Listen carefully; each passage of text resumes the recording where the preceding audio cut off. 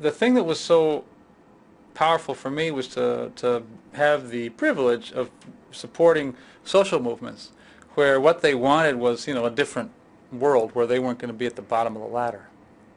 And each one of these things that we call a campaign, for which we do a strategy, was a thing, a piece, and not like the most important thing.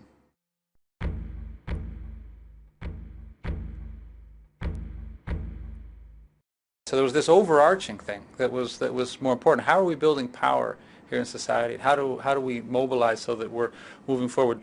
I would be lying if I said there weren't times where I personally lost perspective, where being in DC, I got caught up in the day to day, back and forth on the legislation, and it felt like it all came down to that given vote.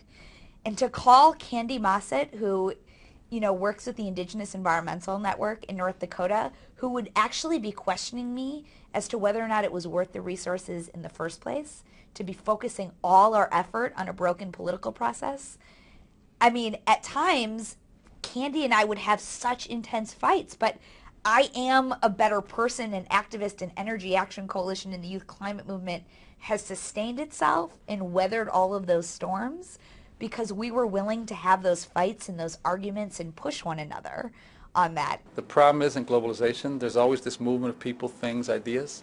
The problem is that it's dominated by classes and corporations and in corporate interests.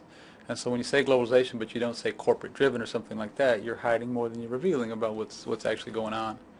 And second of all is this sort of fascination with something new when in fact oftentimes these things aren't new, and therefore instead of reading the latest thing about economic theory, we need to read history, is my feeling.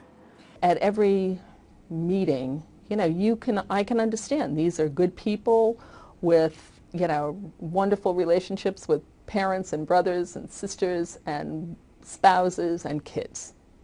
I'm presuming that they're good, right?